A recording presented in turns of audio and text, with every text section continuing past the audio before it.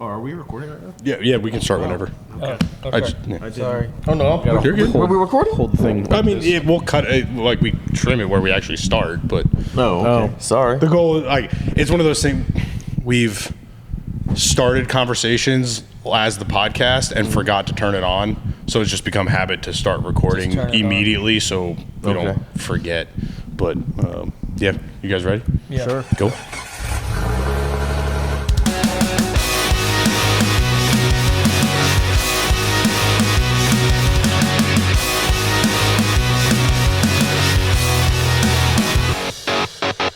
Well, welcome back to the Dirt Drive podcast. It's me, Tom, again, here at GlasWerks for a second time. We're down a couple guys from the last time we were here, but the majority of them are here, and most of the vehicles are in one piece. They're all in one piece. They're just not on one spot. Yeah. They all made it home under their own power. Yeah. So it's we're gonna do a little recap of how your event went and go from there and see what the plans are for the future. And we were just talking Kentucky, which I think is what, October 25th, 26th, I think. Yeah, the week somewhere around there. Yeah. So hopefully my Jeep will be ready. I'm gonna trailer it. So Bring a bunch of extra parts. yeah, always. It's Jeep life. Should bring extra parts for us too. Sure. We'll just turn it into the truck version with like a rack on the back with stuff. We can do that. That'd be cool. Yeah. I think from the last time we had to sit down, it was Dick and his crew's very first time doing something like this. So I think You survived. Yeah, you're alive. Did the other guys survive, or are they like, are you done? They're not friends with you anymore? Like, No, so they're working right now, so they couldn't make the time. But they survived, and they actually had a very good time. And the last time it was Jared, the bigger bald guy, in the mirror. And Jared loved it. He thought it was awesome. And he was a big help because at one point in the trail, there was a tree that had fallen. And I am not of the strengthy capacity, but Jared is. So he decided that he was going to hulk out and take off his shirt and throw the tree literally off the trail so that we could continue. There's a video of this. It was greatly appreciated because had I been alone or with smaller people, that probably would not have been a just normal good outcome. Right? Yeah, Like, it wouldn't have worked out as well.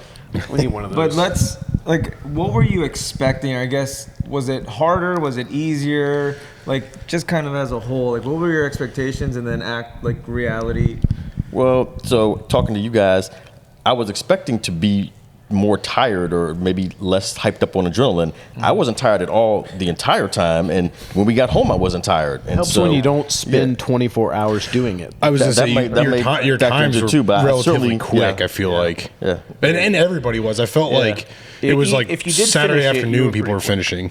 Well, there's a big difference between a 3-person team and a 2-person team. That too, yeah. I mean, it was night and day. Yeah. Because sitting in the back, whether you're bouncing around or not, you get to mentally kind of relax a bit. Yep. Check out a little bit. Yeah. So I noticed that was a big difference. I mean, at the end, we were fine. Yeah. We went and checked out the Turkey Call Festival. And, Nice. We were debating even getting a beer and waiting for them to come in because, not that they were going slow, but with the staggered start system, they started an hour behind us. Yeah. I really was hoping you'd catch us, though. Well, we were really hoping to catch you too, but We gave you a 40-mile head start. people on the trail, there's some hardware in the background there that I think needs an explanation. We did take home a trophy for worst navigation. We started. I think we started third or fourth overall. Yeah, I think it was fourth. Fourth overall, but somehow started in reverse. So This damn loop. after about 15 miles, we were like, I don't understand. Like, I was driving at the time, and I'm not going slow, and we're not seeing any other vehicles. And I'm like, there's no way the things that were in front of us are possibly That far ahead of us. So yeah, we started with a almost 40-mile detour. It just goes to show that we should have probably planned or at least looked at the route beforehand, because when we started in West Virginia, we started dead last. Right. And so we saw where all the cars were going. Right. So we kind of followed the group.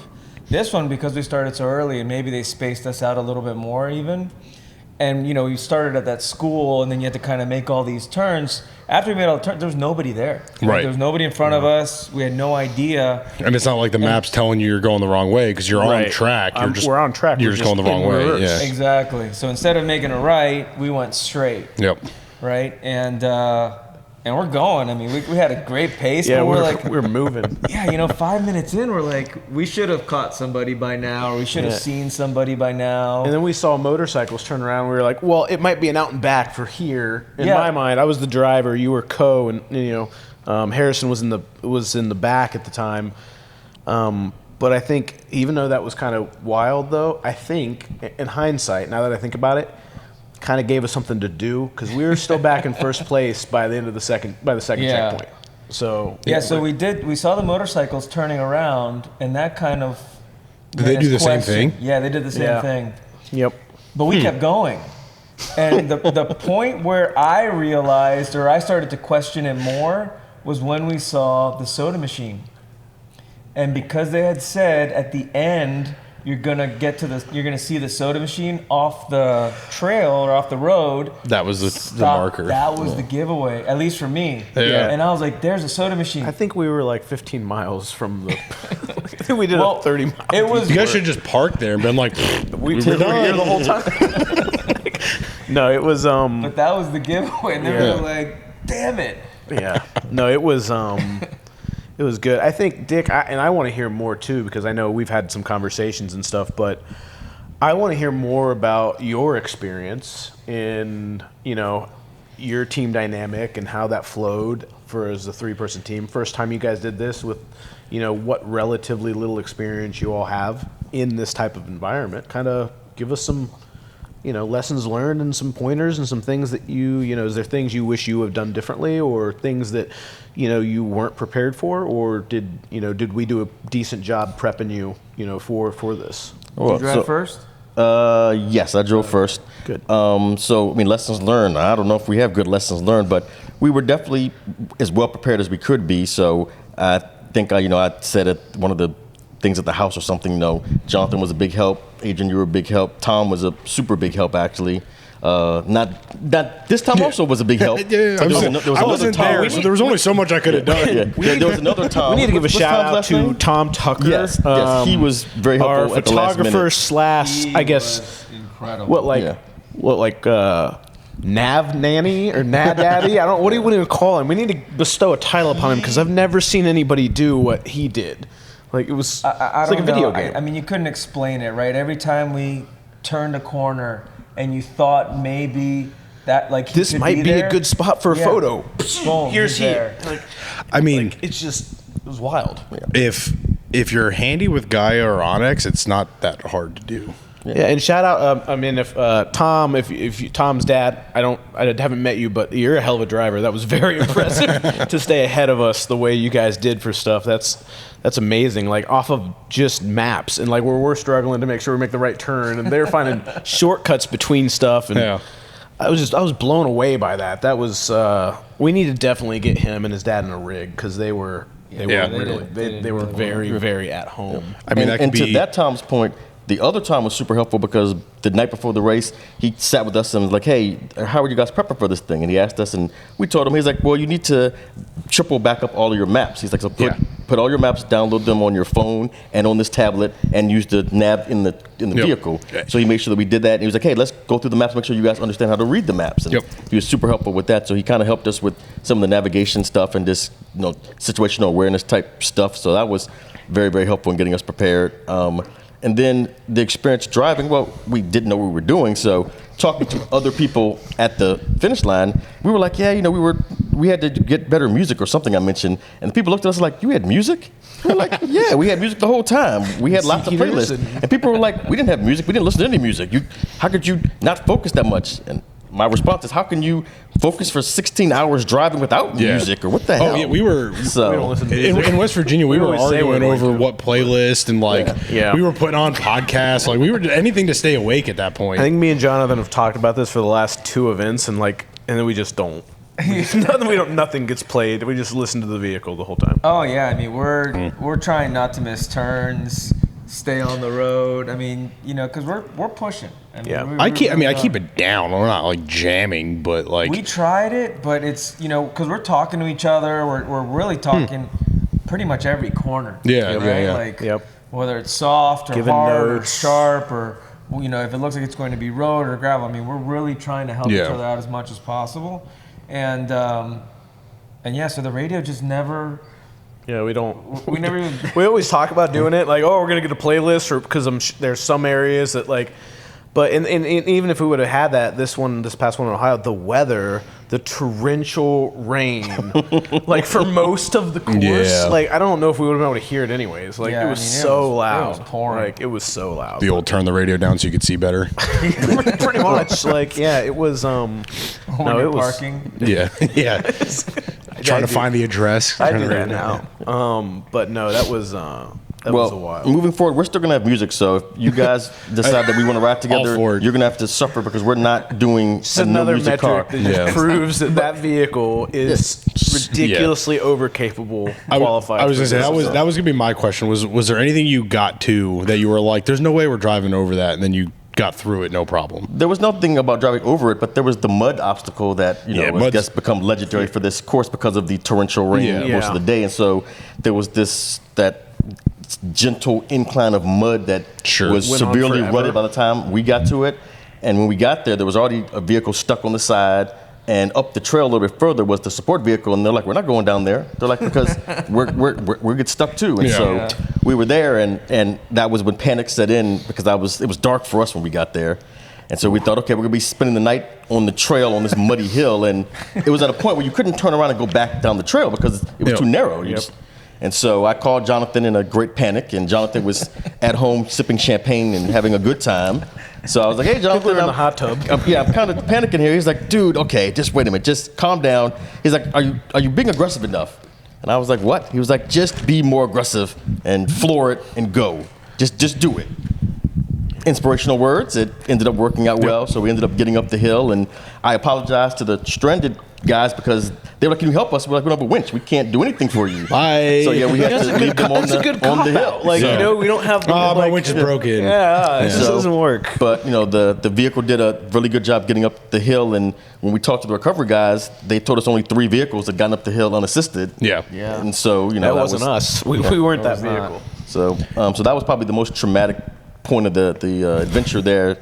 And so now I have a somewhat fear of mud, but That's a I've healthy heard that fear, other though. things are not as bad. So. I hate mud. I hate everything about. I hate cleaning it. I hate the shit it breaks. Like everything about mud sucks. There's nothing fun about it. What's funny is that when you first start either wheeling or off. Oh yeah, mud's the greatest thing ever. Mud's the so best, cool. right? Until gonna something bomb breaks, and this then you realize how constantly, much you hate mud. Yep. And then when it comes to cleaning, when it comes to where the mud gets, I mean, then you're like, F the mud. Yep. I mean, I'm gonna go around that. I don't need to, if I need to push a tree a little bit just to not go in that, I will. I had a buddy who loved mud, and every month he'd call me and he'd be like, "My Jeep's overheating again," and I'm like, "Did you go through the mud puddles at the top of Flagpole?" Yeah. Yep. Did you clean out your radiator? Yeah. Clean it out again. I literally took me. I went to his house and I literally took apart his entire cooling stack on his Jeep, and it was just caked in between the radiator and the condenser. For the bottom 8 inches was just basically cement.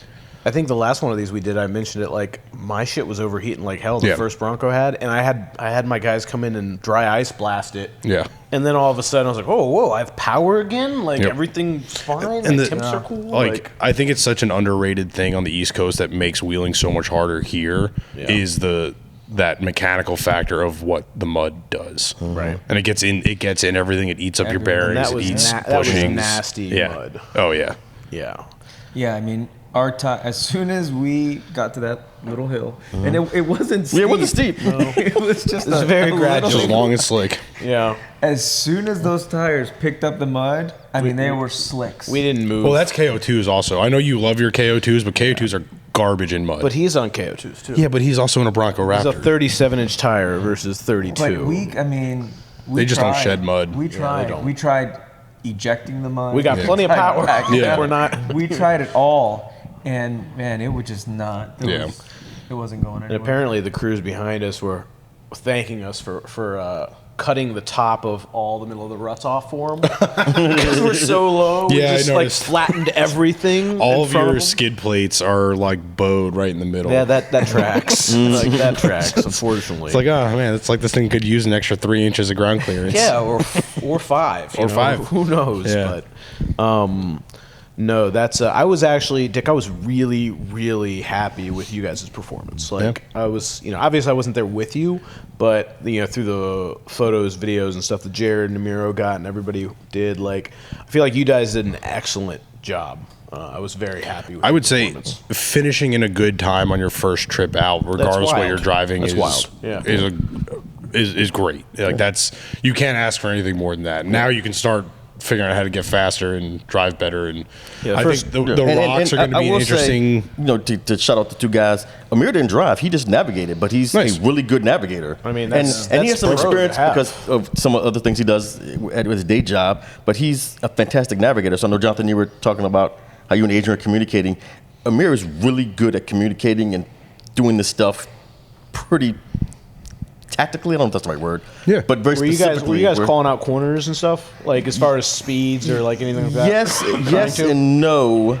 Probably don't have enough seat time to really know how fast you should be. Well, going Amir through a understood it. section. Yeah, Jared and I don't have enough skill to kind of understand one way or the other. So it was more like truck feel and truck sliding too much bush. So I noticed this. I noticed Ohio had a lot of decreasing radius corners, Yeah. line decreasing radius with these like culverts on the inside. Where like normally we're coming through, like we're trying to clip that apex just so we can stay right enough that if there was oncoming, we're good. But Yep. like the culverts could have. Luckily, we didn't smash a tire or wheel there. We chose to do that at other times Yeah. of the rally. I mean, you guys have much more adventurous with your truck. Why don't you share all of your battle damage if you can? Well, I mean, there's a lot. You of want me to go sliding. through the list? There was a lot of there was a lot. I mean, the terrain changed Very so rapidly. much. Yeah. And I mean, it very would go from, one gravel, you'd feel confident and great traction. The brakes everything felt good. And then you could get to another section, and all of a sudden you're just skating. I mean, that's the beauty of off-road racing. Yeah, it yeah. was. There was just a lot of adapting. Yeah. Right, and the truck would behave differently on the different terrain. So yeah, I mean, it was just a lot of, again, all of us together kind of paying attention and saying, hey, this corner's coming up, or it looks like an uphill, or kind of filling in where anybody else kind of left off, even the guy in the back, because we had two navs going at the same time. Yep. Just in case one of them, our biggest fear again was, missing a corner and going the wrong, whatever, and doing it again. Yeah. So we were really trying to make sure that we paid attention. But if we missed something, and I think everybody missed corners. I mean, we missed. Well, and Yeah, that's one of the things with as far out as we got, and for a while we ran in first. It was easy to miss stuff. We didn't have trail sign to watch Yeah. for. Yeah. We didn't have clearly everyone went this direction. Well, even the very first one they did, where the pace was significantly less, like that very first, I think the fastest person was 21 hours on the first West Virginia one last year, and I think one person had perfect nav and they were 26 hours. Yeah. Nobody did perfect nav. It's just you're gonna miss something somewhere. I mean, even if it's a quick 100-foot kind of thing. It was pretty good until we got to the power lines. Yeah, the power Remember? lines. We were That- there was only a few people ahead of us, and they were confused. Yeah, we were it was confused, the first three people, was us and I think another guy in a Gladiator and somebody else. We got to it, and you had to make a left off of the trail or the road. I don't remember what it was, and it kind of put you right into the trees, is where the nav did. But the trails were left or to the right. No. And so we were trying to go up those, and the Yeah. guy's like, "Oh, I already went up that, but it doesn't seem like it's that way."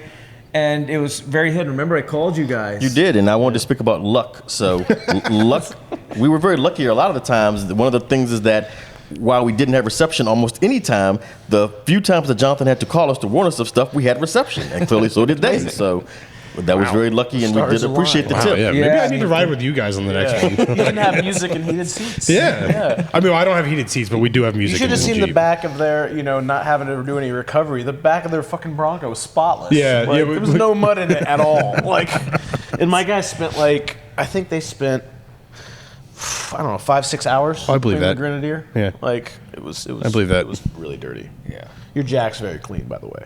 Is it? Yeah, they actually took components off of it to clean No it. crap. Yeah, it's Wow. really clean. Yeah. Wow. Yeah. They at least re-grease it. Yeah, we have. Yeah, we have Porsche Infinity grease. Like, Oh, that's a high performance jack. yeah, now it's super high performance low drag. But actually, yeah, we need a bigger jack. Yeah. Yep. We Well, I figured out really some like issues. his jack. I'd seen it online before. The ARB He's got one? the ARB. Oh, the single like the high hydraulic lift one, with yeah. the hydraulic one. Yeah, that They- actually works really well. I don't know if it's ARB or if somebody else. Somebody has one similar that runs off a Milwaukee battery. I saw that. That's kind of cool. So Yeah. I saw that, but I forget what the limitation was to that jack. What I like about this one is that it can be positioned, like I guess, in a lot of different ways. 'Cause it does have that kind of arm Yep. that comes down, but then it has different accessories that can be put on there. Because I was thinking about it with regards to like when Our we situation, needed one, yeah. right? Yep. And we could have used something like that to tie to the wheel instead of having to get under the car. Yep. We could have lifted by the wheel. Then if we would have been, had a jack stand or a big ass rock or Yeah. something, it would have cut down on time. Yeah, Right? yeah. We could have used that instead of having to look. Because that's the one thing about the Grenadier. There's not a lot of jacking points unless you get underneath it. And Yeah. because it's already low, Right. Right. It's not Lower a high than clear. the other If you're cars. not on good level super ground, high you're kind of clean. SOL. And when we were stuck in the mud, I mean, we could barely get that little jack underneath. You guys have the little Pro Eagle, right? Yeah. Yeah. One and a half underneath ton, right? underneath the axle. Yeah. And then when we did get underneath the axle, it just sunk. Yep. And that's what kind of took us so long to recover or to get the wheel off then. I guess we should. You should probably tell the story should why the tell wheel people- needed to I be was gonna changed in say, the first yeah, place. why were you So- changing that wheel? we had Not the tire. You were had- changing the wheel. Yeah, so we had two. The first one, that was me. We came onto I was really frustrated. We were stuck behind somebody doing like a regular traffic, doing like 3 miles an hour for like. Was that the guy that had the door open? Yeah. This guy's driving through the Ohio's a trails wild place, with the man. door with the open. door wide open. And we get to a place that opens up a little bit. I'm like, all right, I'm gone, and I go, and then all of a sudden, I mean, we've been stuck behind this guy Yeah. for like 20 minutes. it was so right. Was he laughing when he passed At you? like with a the crawl. No, Yeah. seriously. So he's so just spinning tires to barely move forward. he finally, and we're antsy to keep going, Yeah. right? And so as soon as he pulled over, I mean, anybody would have done it, right? We kind of just we go. Go. And what I was saying before about that terrain, you just never know. We went from having okay to like Nothing. just ice rink. We, And we were just going down any trail like we would. I mean, we weren't doing anything crazy, but Yep. then all of a sudden we're sideways. Yep. And you can see Adrian correct him. He wasn't doing anything out of the ordinary. And there was no like overcorrection. As soon as it just kicked out. it just stayed there. Yeah, give it any kind of counter steer or power, nothing, Yeah. anything. And we didn't even hit we hit like a big dirt berm, and it just shattered the fucking cast wheel. I bet you there was probably like a big probably a root, stump in there tree root too, or stump right? or There something. must have yeah. been something there. We lost a bump stop as well. Oh, you lost Like- both bump stops in the Oh, root. did we? Yeah. Oh, okay. Yeah. All right. Yeah, I mean, it felt like we were sliding for a while because I was looking, slow motion. I was looking around. I was like, "What are we gonna hit?" Yeah, what were we I gonna didn't hit? see anything, and I was like, But the cast wheel idea, no, just Yeah. no, just Yeah, I think- Steelies are forged. I was gonna say, and I think if eventually getting a bigger tire and just getting a little more sidewall, because like I've waxed some like solid rocks really hard in my Jeep, but I have think as well with lots of tire. right, Like, and you know, that's I think differentiator. the fact that the Grenadier is what 6,800 pounds. No, it's not. It's 58. It's not. It's not. I thought it over was 6. heavier than No, that. It's not over 6. Ours might be over 6 with the winch and all Sure. with us in it. It's definitely over 6 with Yeah. 3 people in it. But I don't know if it's that pretty heavy. if that plays a role in that lateral force. Well, I of think just, it's just not having a giant tire. To yeah, just all of absorb it. Yeah, impact. yeah. I mean, we have literally half the sidewall height as Dick has, right? Right. Like Right. he's on a 37, we're on a 32. Yeah. We're both on 17s, right? but that pizza cutter thing. But that does help us sometimes too.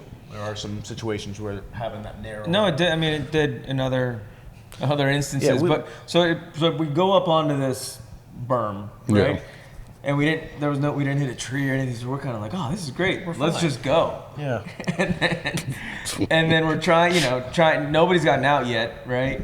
And like on my side, on the passenger side, it was kind of like there was a hill going down, so it was hard to even like for me to see like what was going on. But once we tried a couple times, I was like, you know what, screw it, let's just get out and winch ourselves out. But this was actually a wide part of the trail. It was like a mine, like a clearing area. Okay. Yeah, it was almost like a miner's road Yeah. or like a fire road. Yeah, logging road or something. Wasn't really Yeah, like a anything log- to winch to. No, there wasn't. And so we had to go, when we got out, I think it was actually Harrison that noticed that that the wheel had, bent. Yeah. Nobody saw it because it's there. The wheel went like this. Yeah. Jeez. It's folded And like, around yeah, everything. it's And it folded. collapsed hard enough to smash through the top of the. Thank God we didn't pierce the brake line, but we cut the sensor line. Yeah, so the brake Completely. wear The brake- sensor yeah. was It's gone. completely severed. Like, since like Yeah. that's would that have happened with a forged wheel? Probably not. The steely would have bent for sure, but it wouldn't have cracked like that. Completely Just bent. folded. But yeah, so we were able to winch out of there, right? Like, yeah, we had to winch from across, and we were, making sure no one else was coming. But at that time, it actually went pretty quick because we were able to get the jack under the axle. It was pretty flat. Yep. Right. We got the jack under the axle. Boom, lifted it up, took the wheel off, and got the spare. And that was easy, right? Yeah. We just kind of kept on going. Compared to our next tire adventure, that was a test though. So Harrison was driving. We were coming down this crazy steep, muddy. Like if you go too far left, you're falling 8 feet into a creek, right, or whatever that was. But this is after. This is after our escapades in the mud. Yeah. Right. We, were in first at this point. we were in first through. Any of you guys remember what they called the crazy like off-camber thing where we racked the roof?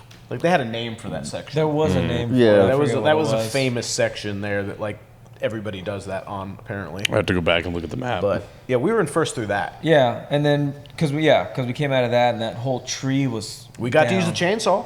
We did use Yeah. the chainsaw. Because we were. Nobody took their shirt off though. Well, for next time. That's probably a good thing. It was wet. Yuck. But no, this was a legit Big tree. big ass tree. Yeah. And I think Jed even had. Yeah, to, the electric chainsaw didn't He really. had to bring it a- could have done it. But he I was brought gonna out say- a big, like 30. Gas. I saw a clip somewhere where you could hear a couple saws running at the same Yeah. time, Yeah, and I'm he like, oh was- yeah. And so this is at the mud, right? We had already been frustrated because we couldn't make it up the mud, and I think maybe one or two people went by us there. Yeah. Yep. Right. And so But we were still like third or fourth at that point. yeah, for sure. But now we're like, oh man, we got to We get need to this go. back. We got to figure out how to get through this mud. And after you go up the incline, there's like a rutted area that Okay. you went through, and then it kind of came down a little bit and then leveled out. But that's where the mud was. 2 feet deep. It was if not ridiculous. more. And we were probably Is it the gooey, slick, like clay crap? Yeah, it's the was- worst. without exaggerating, we were probably at like a 35 to 40 degree downgrade for like the whole thing. Just locked up, just sliding. And the people like once we had our thing, the people behind us like they just slid down the thing. Yeah. Like, you couldn't really Yeah. do much, and that's where we came down and I think Harrison did an excellent job at like the best possible outcome, because if we would have bounced the other way, Yeah. like we would have the vehicle would have been on its side, like a creek, but we tore a tire off the beat. Yeah. Yeah. So- That was a after. We were helping other people get through so that then we could tie to them and get Yep. through. Yeah. Because there was just it didn't matter how much momentum we were carrying. Like once you hit mud. I mean that softer mud. Yeah. It just. It's we a weren't going anywhere. We just high center. Yeah, we've done not on that event, but I've been in trips and parks and stuff where it's just that slick gooey crap, and you just go as far as you can. You stop, you run the winch line up, you pull the next part, and you just basically inchworm your way up with winch line. It's miserable. Yeah, and it was like Well, because Jonathan, of where we were at. then I'm thankful again that you didn't actually explain all this to me while I was calling you in the panic, because I probably would have shit my pants and started crying. Oh, so. yeah, you guys Jonathan's like, were you'll be fine. Just go. Don't worry, I'll be fine. Just call me when you get done. there was one Jeep that took some bypass. Okay. Because when we were stuck, he came around the upper side. Found I think another I told you section guys about that. But I said, you can go through it because, I don't know, it didn't seem that hard. It was just a lot of mud. Yeah. Right? But I figured you guys, would be fine. That's why I didn't really, Good old stress the traction bypass. control. Put it in mud mode and hammer it. But this Jeep had gone around, and then when he came down after the real muddy section, he got stuck, and he was stuck blocking the trail, so he had to do his thing. And then when we got stuck, because we went through it all, we were blocking the trail. Yeah. So then we had to move ourselves, to the side and let people through, right? And Sure. At that point, Yeah, yeah. I we think weren't that's trying the to right we thing weren't trying to do. be dicks and Yeah. It's hug up. But the whole thing. that was a much harder recovery because the mud there was so soft. We couldn't get the jack set. Yeah. And we were trying multiple different jack setups. I mean, the Bronco that helped us out, they bailed after they saw us with that. Yeah. They were like, "No, we don't. We're done. We don't want to. We got to drive this home." yeah. The guys in the red one? The red Bronco? No, it was a black one, Bronco. okay. Yeah, really no. nice build Super out. nice but, guys. Super nice. They let us use their 3-ton. Like, other than that, other than tie into a tree, I don't know how we were gonna lift the damn vehicle. Yeah, Like, I mean, we would just had to Done that before. reposition. But it's like we're in such a rush at that point, Yeah. right? Because we're just trying to get this tire on, and we didn't know if it was even going to happen because we had left the broken wheel. Oh. So wheel was so the trash. bead came off. So you didn't even know if you were going to be able to get air back in it. No, You were down to 3 tires and SOL. Yeah. And not only that, it was full of mud, Yeah. Yep. Yeah. right? So you were just like Your little water thing, like, dude, that was so clutch. The little Yeah. water God. sprayer system, like, we've got. I bought this. It's called a rinse kit. Yeah. Yeah. See, Little it's shower kits. Yeah. It's just this little bucket with Yeah. a motor in it. Yep. Thank God for that damn thing. I mean, we were holding it, and this is aside from that particular time, but the side of the truck was all muddy. We needed to video that. Yeah. Like, that was like, he's And- hanging out of the back, like with the sprayer. I'm opening the spraying window off as we're the windows. driving. Oh, there you go. Spraying the windows. That's actually. Dude, I mean, it worked. sketchy, but it worked. Yeah. That's the as we're going through trees and the, shit. the like- worst part of all these is trying to get your windows clear and like I don't know if you guys dealt with it in West Virginia, West but like Virginia was bad. it froze. You couldn't see in the vehicle. We were like- Ohio, the rain was Yeah. great. So let me ask you, Adrian, because I again feel lucky that you put all that ceramic coating on the windows. Did you not put that on your own vehicle? No, we did. You not put on the side windows, or you didn't do it on the side? Just the front 2 sides. Oh, Yeah, okay. but like we were. I would like it on the side of my vehicle for moving forward, please. The whole thing. We can arrange that. Okay, good. Thank you. Just the whole thing. No, but I that was Ceramic coating was clutch. when we finally got that tire to take air. That was like oh my god. Oh my God! I mean, you don't understand. Oh, We were. I do. I've been there. I mean, we started out 40 miles backwards and still got Yeah. back into first place with like a healthy Nope. margin, and then like And then we're just kind of like, this is how it's going to end. But not only that, then the you start worst. thinking about how am I going to get out of here, right? Like, Yeah. who's going to tow us out of here, and yeah, I mean, we just, See, we you guys are braver than me because I got a flat in West Virginia, so I burned my spare and I cut our pace back tenfold. I was like, we're just gonna finish. We're gonna be under 24 hours. It's all because I'm like. Same thing. I'm like supposed to drive this thing home. I don't have a 6 tire, and where am I going to find one? Where am I going to find a we need to 35? start carrying a 6 tire. Yeah. Like that's like we should have a 6. Oh no, I'm at this point I'm trailing it But that every was- time. you said that from the I said beginning, that from the though. rip because the very first one of these we did that. We fucking destroyed a tire. Yep. Then we were on the spare and we debeated the spare and like we're out. We're Yeah. done. And like luckily that's the second time, but that first time was just I was like I I still hadn't. I was 13 hours in Kentucky. I still hadn't swapped drivers, and we'd done 3/4 of the course. Yeah. And I was so pissed. I was like, "There's no way I'm not finishing this fucking thing." I just took a sledge and beat the fucking Steely back into round. Yeah, And yeah. it worked. That's the only downside to Steely is when they bend. Like, yeah, you can put them back. You can beat them back. Like, But it's time, it's effort. If it cracks, then you're really SOL. Like, I mean, as opposed to an aluminum that's going to crack regardless that was if like you bend that's it. really but high quality Chinese steel, man. It's like we call it Chinesium. Chinesium steel.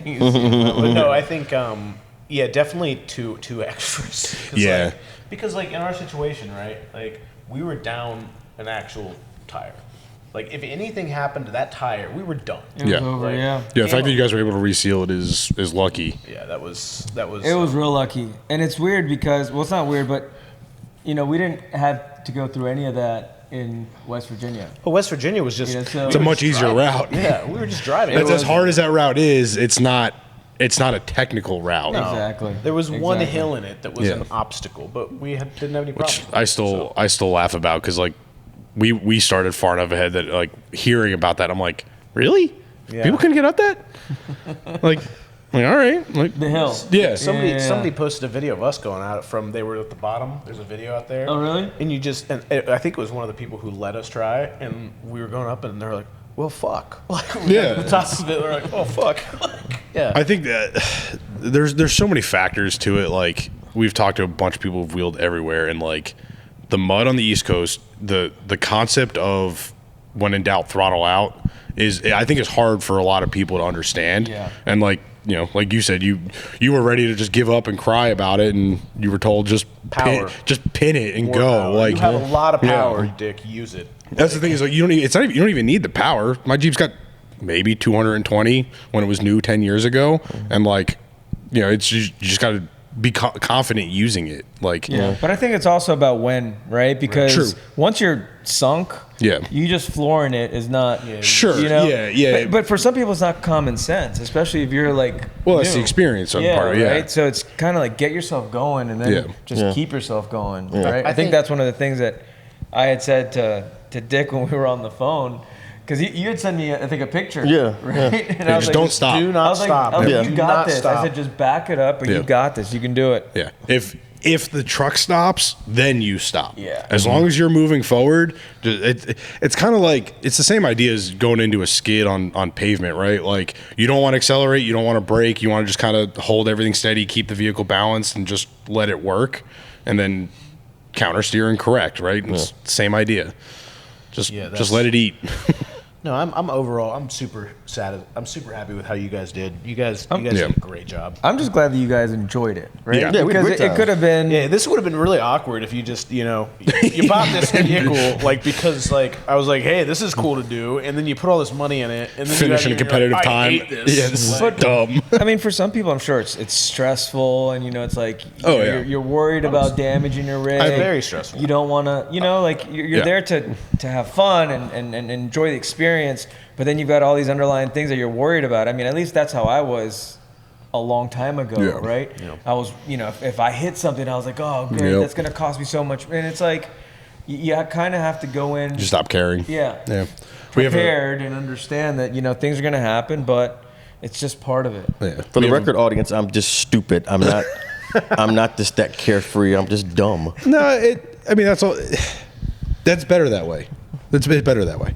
Like we have a blissfully ignorant. Yeah. I think that's the term. We have a buddy that has a shop in Pennsylvania, and he has stickers for his shop that's like it just says this is a stupid fucking hobby, and it is, right? Like, I mean, yeah. Like my wife gives me crap all the time. She's like, so you're gonna go drive like 10 hours to drive 10 hours home? Yeah. The first Can't time we we do did that here? The first time we did Yeah, but- Kentucky, that was I drove 8 hours to drive 26 Exactly, hours yeah. to drive 8 hours. Yeah. Like it was, and I slept on a mattress in we were in a trailer. Yeah. We were in which was like, whoa, it was terrible. We didn't sleep at all, but Yeah, it's very similar to our experience in West Virginia. Yeah, West Virginia was rough. That was rough. Not the actual rally, but the accommodations were. at Seneca Rocks. Yeah. Did you stay at the cabins in Seneca Rock or at The Yoakum's second or? night I booked like this hunting lodge thing. It's one of those like switch bait things where like they had a great photographer for Airbnb, right? Yeah. But then you get there and you're like, wait, I mean, why are the window frames This square? house was built in like the 1800s. The joke is it was probably built in the 1980s with 1800s technology. No technology. There was It was bad. We had the same problem the first year because they started at Yoakum's the first year. So we got there the night before and we're like, oh yeah, like they were like, oh yeah, we have like a bunkhouse that sleeps 8, like you guys can have it. And we're like, hell yeah. We get there and it's the same place as we it was literally a shed with a wood stove and like a bunch of 2x4 and plywood with like prison mattresses. And I was the only one in our group that, because I have a wood stove at my house. Yeah. Nobody else knew that you had to wake up and put more wood in the wood stove. I heard somebody wake up and I fell back asleep. And then we all woke up at 4 a.m. the day before we're supposed to go drive for 24 hours, and it was like 37 degrees in the cabin. We were miserable. That's the suck. Yeah, that's the suck. but it was better than the people who were camping in tents right outside. We learned our lesson. Thanks. Ohio, we were in I don't remember the name of the thing. We were in a really nice Airbnb. We had a hot tub. It was Everybody nice. had their own rooms. Yeah. It was That's the way But it to do was it. built to be an It was Airbnb. clearly an Airbnb. Yeah. Like I didn't notice, but Dick actually noticed that there were no closets. Like it had It was like 8 rooms, but Yeah, there it was was one That room. is definitely purpose built. That's wild. But it was awesome. I mean, Yeah. the place was great. Oh, yeah. I mean, the setup was awesome. I feel like Kentucky will have some good Airbnbs because that area is like a heavy tourist area. Yeah, I didn't realize that until I went for a Jeep Jamboree. Okay. And same thing. I was Yeah. I'm like, why do so many people come here? And until you start talking to people, they're like, Yep. well, there's all these different things to do, hiking. Yep. You know, like Lots I of guess the hiking is really, really big, and then the trails, obviously. Yeah. The trails are incredible. The scenery there is Yeah. just, and the people are awesome. At Yeah. least, you know, I'm kind of people that are- bummed because like the DBB is on my list of like I want to do that as like a slow overland camping trip because it's supposed to be great driving, super scenic, great camping, all Yeah. that stuff. And it's like, great, now I'm gonna go do it and have to blow through it in the dark as fast as I can. Like, but So- that just means I'll have to go back. Yeah, Make 2 our trips. trail guide when we went down there for the Jamboree is I don't know if he's a general manager, but he works for Rock Jock. His name's Okay. Max Dollinger. Yep. It's super nice guy. Awesome name for a trail Yeah, guide. he Max is. Dollinger. I mean, he's been in the business for a long time. Yeah, again, super nice guy. He had just finished like a 1 or 2 week drive through. It was through. I don't remember how far it was, but he was telling me about it. But it was like an overlanding. Yep. But they were doing really, really hard trails. Right. So it wasn't just kind of like the scenic stuff. And I think it's on YouTube. Okay. I forget the name of it. There's like it was like a series. Maybe it's like To Hell and Back or. Yeah, I mean, like there's that. 24 Hours of Hell and Back is like a big rock crawling thing that they do, but they usually do them in parks. Okay, that might not be the name, but I saw it come up. There's a bunch of them like that, but because it yeah. was released afterwards. But it looked really, really cool, right? Yeah. You know, it's like it was only I think 3 or 4 trucks. Yep. And they're camping and then wheeling and then camping and then wheeling, but going through some gnarly stuff. Oh yeah. And that looks fun. We've had a bunch of different people like on the podcast, and Kentucky comes up more often than not as some of the best East Coast wheeling. Yeah. So I'd believe that. Yeah. I thought the roads when we drove out there to Kentucky the first time, I was like, I talked to Jed. I was like, we need to plan a road rally for some of my people. Like Backroads has a ton of that stuff mapped already. So in Kentucky, like they were running another one, and like we get to like the fuel stop where I had to smash the wheel back in. Here comes like 30 brand new Porsches. Yeah. Like and like a Singer. Like so, like with Chicagoland plates on them. So like, and I was like, wow, like 4RS, Spider RS. I was like, this is kind of cool. Yeah. They came over, checked out. Was in the Grenadier, a different Grenadier at the time. They were really into that. They thought it was cool, but that was like yeah. But the roads there were like, wow, these are some of the best roads I've driven in the U.S. The whole BOA operation, Backroads of Appalachia, started like the guy Eric, who's Jed's boss. They're based out of Kentucky. Like one of their primary fundings is the state of Kentucky, Right. and like Tail of the Dragon and all those routes around there are all like, if you go to their website, they have all that stuff mapped. They have an office that's. They have an application. I have that on my phone. Yeah. Yep. Yeah.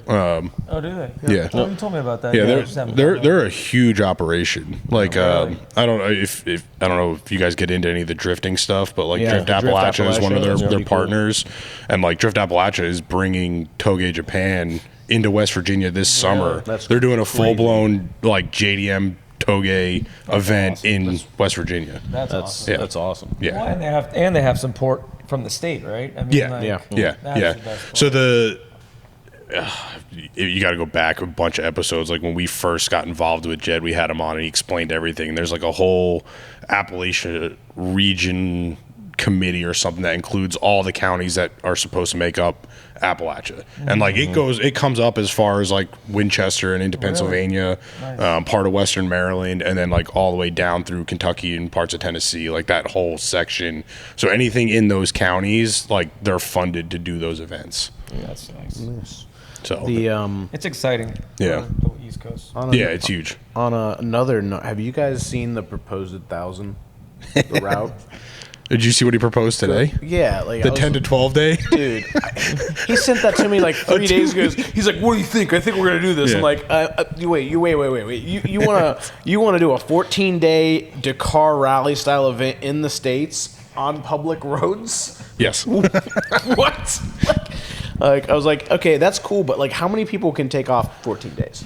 Yeah. I mean, Like, I can't. That's what I told him. I think it'd Yeah. be cool, but I was like, can we just do it in like 3 was like, days? Like, If they want to pay me to do it, I'll take 2 weeks off. and yeah, go. that's a Somebody, huge. like I gotta be funded for that one. Like Dick, I'm not, would you do the 1,000?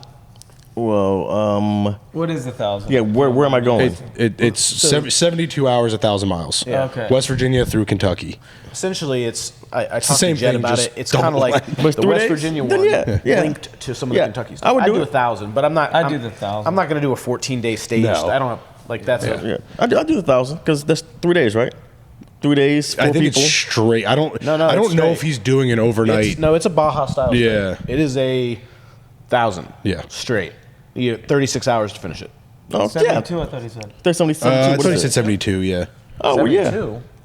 Maybe I read seems that like a wrong. lot. I don't have my phone. I mean, 1,000 miles is a lot. Yeah, but so West Virginia, how long did it take West Virginia? It was 19 hours for us, Yeah. right? 19 hours. So that was 600 600. miles. Yeah. So like, Oh, maybe it is. Maybe it is.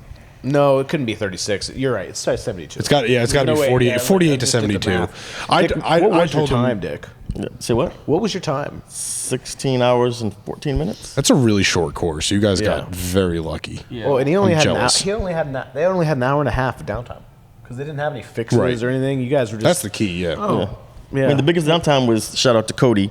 So now we're buddies because he has a Corvette too.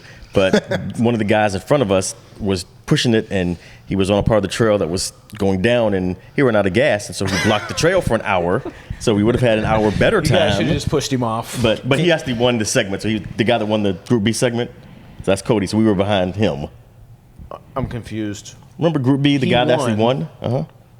But you guys were sitting there behind him for an hour. Correct. You didn't get around him at any What? point? We couldn't because of the way that where he was on the trail, it was where the trail was kind of coming down and it curved around, so you couldn't go anywhere around it because there was trees and a cliff, Okay. and so he had Oh, to you get guys winched gotta- by like 3 guys to pull him back. And So what No, you're no, saying no, is no. we need to do like a recovery type thing, and because there's a lot of creative ways you can Yeah. get people out of your way, He had a especially when metal they're bumper, broken. you had a metal bumper. there were several more experienced guys though that helped to move him out of the way, so it wasn't like it was just us. Yeah, It was- but it was you like could have done it 5 a or lot 6 quicker, guys. and then instead of sitting behind him for an hour, you could have. I don't. Well, I don't. been ahead of him you know for what an you hour. could have done is you could have winched him out if you had a winch. I could have tried, but Toe strap. The Toe other strap. Toe strap. the other Toe capable straps. Jeep guys, they had like a daisy chain thing. Yeah. Oh, really? Yeah, because they got one of them got stuck winching him, and so they did the thing you guys said, where it was him, then one guy in a Jeep, and then one guy in a Jeep pulling him, and they did all the Gotcha. cool creative stuff, but it just took a while to get it all done. Did you make any other stops? Just for gas. Oh. Oh, and was that- Subway. we got Subway. Wait, what? Did you at least call that ahead, or did you like stop? No, so at the I think the last checkpoint, the gas You guys station understand this had is a a timed Subway in it. rally, right? And what happened was we knew that We were it was- hungry. It was probably like I don't know, maybe 10:30, 11 o'clock, and we knew that there was no food because we didn't buy any food at the house, and we knew that okay, when we get home, we're gonna want some more solid, heavier food. And we were like, we got to get food now. Subway right here, so we got Subway. I can't give you too much shit because we did that in the very first one. Like the very first rally was billed as like, hey, this is a scenic drive through West Virginia, see the small towns and all this. And our buddy that ran it with us is from Davis. So he was like, we'll stop in Davis. We're going to get burritos at Hellbender's. I'm like, fuck yeah. So like we run Canyon Loop at the beginning. We roll into Davis to get lunch and we're parked for like 2 hours getting food, waiting for our food. We eat, we get back in the trucks, we go to the gas station, and we had passed a guy on Canyon Loop that had broken a ball joint. And they were welding his ball joint back on when we passed him. They were at the gas station filling up. The guy with the welder, Rich Harris, and the guy with and the Trailblazer were there. And Rich was like, didn't you guys pass us like 2 hours ago? And we're like, yeah, we stopped to get lunch in Davis. He goes, you know, people are like racing this, right? And we're like, really? He goes, yeah. And we're like, oh shit. So we started doing the math. We're like, oh, we got to maintain like a 40-mile-an-hour pace just to finish in 24 hours now. Like, so it was a very different How event. much stop time was that? Subway? Out of your hour 30, was like half of that just Subway? No, Yeah, maybe about 15 minutes. Did you eat the Subway there, or did you? So take I brought it? mine home, and I think Jared brought his home. I think Emma ate his in the car, but Got it. we all wanted Didn't to I get. tell you guys to pack snacks? We did pack snacks, but here's the issue. Did Jared it was eat our everything? It was our first. It was our first event, right? And what we didn't So it was want, one like, guy. all right, we don't know how the bathroom situation is going to work in the woods or whatever. We didn't want to have Hold any issues, so we prepared ourselves that we would, eat very light the day before and were all eat light dehydrated. They were during the fasting. day. Yeah, we were essentially You're fasting. doing it the wrong way. You gotta load up on cheese. Stops everything up. Well, so here's the thing. Adrian had said to us, hey, don't get a bunch of caffeine drinks, don't get it, whatever. So we kind of, and the other two guys aren't here. The audience doesn't remember, but they're super healthy gym guys, so they know their bodies very well. They can do the thing where they can fast and they can do all this stuff like that, and that's fine with them. So we didn't want to have any. So there was very little caffeine, no energy drinks, things like that, to make sure that we wouldn't have any spikes or whatever. That's why we all felt great when we got back, because we kind of prepped ourselves to, all right, what would you have to do if you were doing an endurance kind of race or something like that? How would you prepare your body for that? So we kind of did the same kind of prep. But again, at the end, we're like, all right, now we're an hour or two away from this thing being over, and we know there's no food at the house, so we're going to be hungry. Yeah. So let's get some solid, heavy food now. I mean, you didn't want to just be finish comfortable it when we get home. You didn't want to finish and then go to the store. We got There's pasta. nothing open. We got had pasta. checked. There was no, you were finishing we overnight. got there You guys like were midnight. done. Yeah, so they got there early. All right. Everything was closed. Well, by that's the on time we got YouTube there. for not getting them food. We finished at like 8, I think. Yeah, so Right around, like, 8, I was surprised that people were finishing in daylight. Like, Yeah, I was actually that- kind of bummed. We got all the new lighting. I was like, Speaking have of to use any of lighting, it? how was was yours how were the upgrades on the Bronco? The upgrades were fantastic. The lighting was Those- very, very good. Very those helpful. lights are incredible, The lights aren't are they? awesome. Yeah, we had no issues. The lights were fantastic. The we didn't get to use the air kit, which I guess is lucky. The onboard air, we got lucky. We got to use that. So Let me tell you, it wasn't that cool. fair. But no, the lights worked great. We had no problem with them. So Did you try them like what it looks like with them off? So if you're, see, you're they just have the using your digital normal ones, light. so they can make strobes So and as shit. Adrian Yeah. kind of pointed out, what we did do that helped is that we have the light thing in the middle. So Amir, spot. whoever, one of us was driving and one of us would do the lights. Yeah, So they would change the lights, perfect, right? And that worked out really well when they yeah. were. And because it was foggy and pouring down raining, it was really helpful to change the lights because you would, like you said, it'd be pouring down raining, then it'd be clear, then it'd be Yep. fog, Yep. then it'd be fog and rain. And you have to keep changing it every 5 miles. It was perfect weather for all your yellow lenses. Yeah. So the Like, lights it were That was literally fantastically. the Yeah. situation. And because it was raining so hard, our lighting stayed pretty clear. Yeah. Like, Except for the ones on our mirrors. yeah, Well- Tom, that didn't work out so well. I didn't build the mirrors. it was like they were solid on. They were solid when they left my shop. it was like we had little ball sacks. Yeah, that's fair. That's fair. They were just dangling. That was one of those debates where I was like, "Is this gonna hold?" And I shook it around. I'm like, No. yeah, and it didn't work. And We I'll didn't say hit for them the against audience, things for them to everything fall. Tom- They just dropped. Yeah, that's fine. everything Tom installed stayed in put. So all the lights Your shit stayed, was everything easy. stayed. Yeah, everything stayed just where it was They got a supposed to lot be. more real estate. Would you say that you received the most amount of damage before even starting the race? Yes. Could you Yes. tell us about that? It seems like a loaded I can't question. check Facebook I can't Marketplace? tell you much because I wasn't driving at the time, but apparently somewhere on the highway to the race, we lost the left front fender. And Jared and Amir were like, "Oh yeah, we saw something, but we weren't sure what it was, so we didn't stop." and I was in the back. It's not RBS. Distracted. How much is that fender flare? It's like $880. Did you make them pay for it? I should make them pay for should, it. I told Yeah. you we should just check Marketplace. I'm sure it's on Marketplace. I'm sure it is So too. high. The problem is wherever you lost it on the interstate, they have no idea what it is. Some kid's got it in a basement somewhere going, I don't know what vehicle this goes to. But he's But the collecting painted it. and wrapped fender flare. Yeah, but they don't So- know. They don't know what that is. And to Adrian's point, yes, that was the most expensive piece of damage that I received during the trip was the pre-game damage. Weight reduction. Yeah. That's why you guys were able to finish so quick, because you were the lightest Bronco Raptor there. No. So hold on. Rooftop conversion would be cool Rooftop conversion to what? for the Grenadier for the tent. Oh, it would be cool. I know. Are you that- gonna talk do the about that? pop-up? I know that you Look. had mentioned it. Sorry to interrupt, but would you do it again, minus the rain, with the top and the doors off? Because I think you said that he wanted to do it. Yes. So no, I don't have no mud, no rain. No rain. There's always There's mud. Yeah, there's always mud. I Come on, possibly. man. I'll buy you I goggles. saw the guy with the Ultra 4 truck that did it, and he's in an Ultra 4 with just the bars and whatever. So he did it, and there was one other person that had a Jeep that didn't have a roof. So the answer is maybe. If it was gonna be really hot, like it was gonna be like 90 degrees, 80 degrees, yeah, I probably would have. I would love to If it's gonna be drive like a really hot day, Raptor That would yeah, be I've done great. it. with no Yeah. That would be doors, great. no roof. No, Like- thanks. I did Moab for a week with no doors, and I still find dust in that Jeep. Yeah. And that was literally, it was a year ago this week. Yeah. If you think our mud pits are bad for bomb, like I was out there with the Bronco stuff, and like Ford was gracious enough to give me a Bronco. I was Yeah. like, oh, I'll just take the doors off and the roof off, and I'm like, oh, there's a mud puddle in the middle of a desert. Let me hit Yeah. that.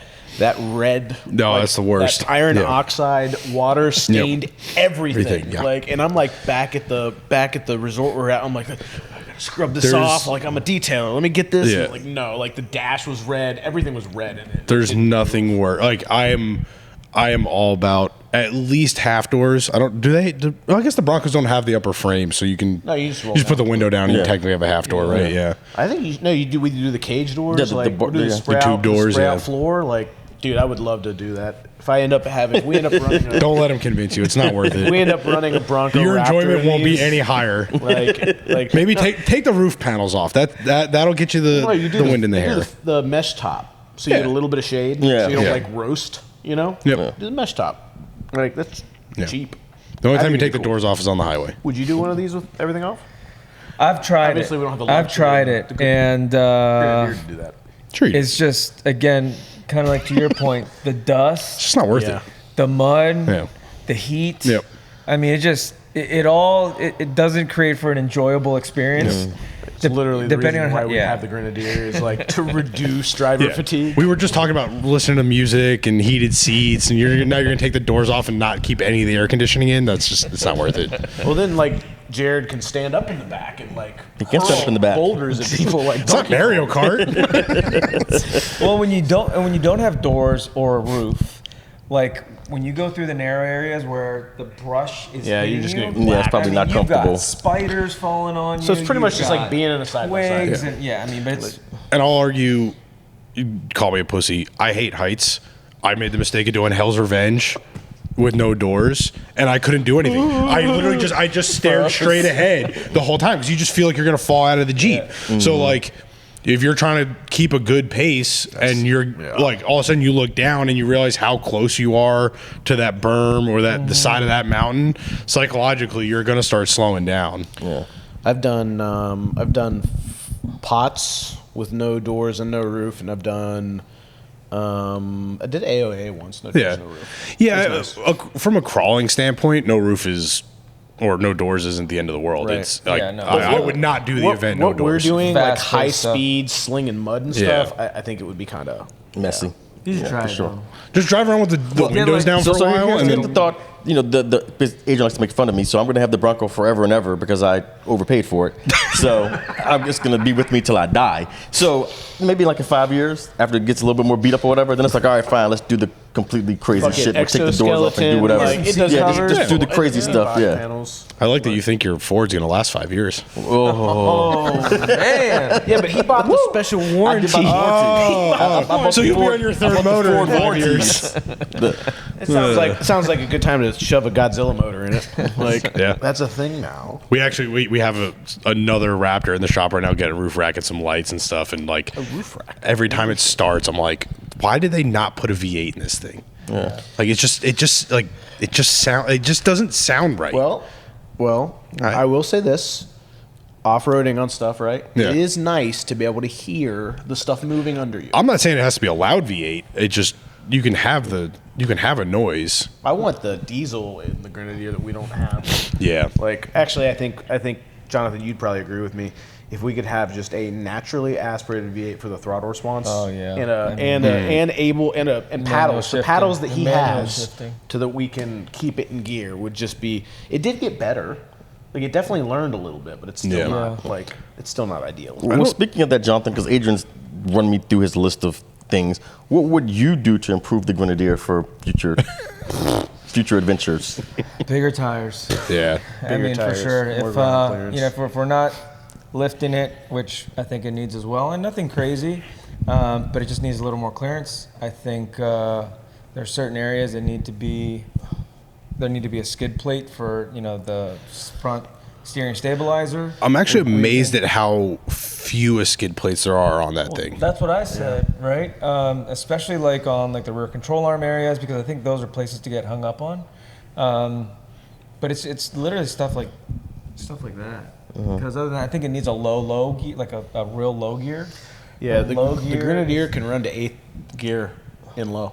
You can go like 50 miles an hour in low. It's very odd. I'm not That's used odd. to it. Yeah. That's got to be that all-wheel drive transfer case. I don't know. Yeah. So it doesn't crawl. Yeah. So it's hard to have control, especially of the throttle, the wheel spin, when you're trying to go through things very, very slow. Yeah. But other than that, I mean, the power is great. What impressed me the most is the on-road, right? The drivability of how well it handles. And that's the one thing we didn't want to sacrifice with a larger tire or a lift. And that's why we didn't do anything preemptively. I think that's the toughest balance with these events. Right. Yeah. How much trade-off are we willing to have, right, for the high-speed stuff? Because the only way that we're going to keep our roll center similar is to go much wider.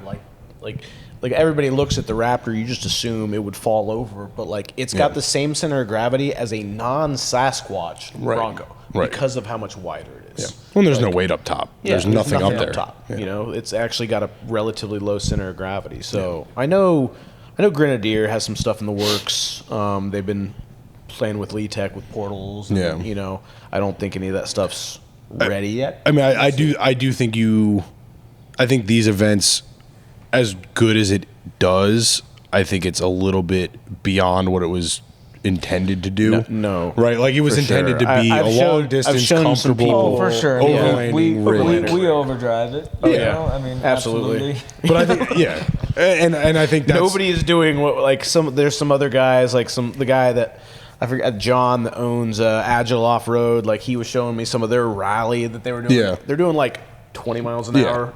Yeah. On like dirt. Yeah. We're doing like 40 plus on dirt. And the vast majority of the off-road world is very much a tread lightly. Like motorsports and off-road are still very niche, right? Like everybody in off-road is out to go camping, see the sights, cruise around, doors off, top down. Like that's. Well, I still believe you can tread lightly by 100%. by not being like. So one of the things that the very first time I ever heard that, my very first introduction to like off-roading regular vehicles, right, was at Bronco Off Rodeo, and there was a guy in front of me, and they're what is it, Paleolithic crust, prebiotic Paleolithic crust, right? Yeah. And the guys in front of me had no idea what they were doing, and they kept driving over off, it. I was getting so irritated, like. Did you not understand that the desert blows away if you destroy this? Yep. Like, and it takes like a million years to form. Stop doing this. And it's like I understood, but it's like you can go fast and just not fuck everything up. I've tried to explain it to people. I have friends that hit dirt roads and they're immediately in 4-low, and I'm just like. Why are you putting that stress on the vehicle? Forget everything else. Like, I'm not saying you have to do 100 miles an hour. Well, you're gonna rut up the road, and I'm like, the road's gonna get rutted regardless. Like that's just the nature of a dirt road. Water washes through it. Any traffic, regardless of being in 4 or 2 or high or low, like it doesn't really matter. Like, it's just, you don't have to be in 4 low doing 3 miles an hour to tread lightly. That's one thing I think the Grenadier, you know, they're probably not listening to this, but if they maybe were, they are. you know, I think we had a couple instances where like the diffs didn't want to cooperate, and it was really frustrating. That's I think another big issue is the lockers. Because I don't understand why it doesn't. Because The like you lockers have don't engage. the Broncos just like boop boop done. The lockers don't engage immediately. You kind of have to sit there and wait. Until I think they have a lot more programming in that thing than they let on. Just from what I've seen working on it and things, I think it's a lot smarter than they're telling people it is. But I'm used to, and you're coming from Jeep. I'm used to the Bronco, wheeling Bronco. Yeah. It's like, oh, I need a locker, and I'm like on an obstacle, boop, locker on. Yeah. Done. Like no matching speeds or any kind of back and forth or. Does it allow you to lock the axles without locking the diff, the center diff? No, you gotta have the. You have to do it. It's either like, center diff or off-road, nothing. Like so one thing that the Grenadier does, and that like unless you're in a G-Wagon, you will have never experienced. The center diff is fucking phenomenal. Yeah. What that does for high speed stability in dirt is game like there was like it's such a on off switch, and it's like without it engaged, it's like even any of the Broncos, the Bronco Raptors, like the center diff is awesome. Like that's I wish the Raptor had a center diff, you know? But you lose your crawl with that though. That's the problem. Is that what it is? Yeah. You lose crawl with that?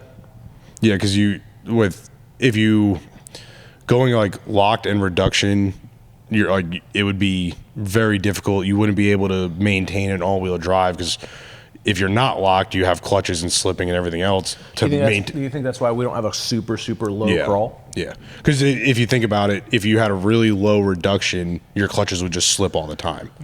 But the portals would provide that's just additional additional reduction. Yeah, right. So you could still have your center. And then, but I think like the whole diff situation, like that's got to get better. You know, I can understand for the normal overlander where it's like I'm going down a thing and there's a big mud hole and I'm going 2 miles an hour and like let me go ahead and. But like for what we're doing, it's not quite. Yeah, I mean, and I don't know if there was a specific process. You know, I mean, we kind of went over it as far as like coming to a stop and pressing the button once or. Well, pressing it doesn't seem consistent. It's not, and it's not for engaging or disengaging. No.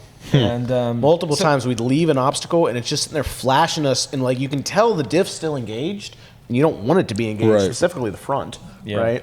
And it's like, what's the magic sauce to make it? Yeah, we couldn't to do. Yeah. We tried stopping, we tried neutral, we tried It's rolling. annoying. It's really annoying. very annoying. Really annoying. Yeah. How often did you use your lockers? Whenever there's a lot of mud. Good. So, like, can you count on like one hand? So it was just like a couple times. It was the ATV trail with the hill times. thing. Yeah. The lakey thing that was in the middle of the ATV trail. Yeah. Somewhere between Then 2 and going 50. down that part. Then it was the switchback part. So not many. So it was like Maybe 4 or like 5 times. five. Maybe Yeah. five. That's great. That's nice. We had ours on when it worked. Yeah. A lot more than that, It's- just because we weren't trying to take any chances. I'd be really interested to like swap vehicles. Like give you my Jeep, which is as dumb as it gets, as base as it gets, 4 high, 4 low, on and off e-lockers. Because I'm not saying I'm running the same pace you guys are, but I don't feel like in 2-wheel drive the Jeep doesn't handle well on loose surfaces.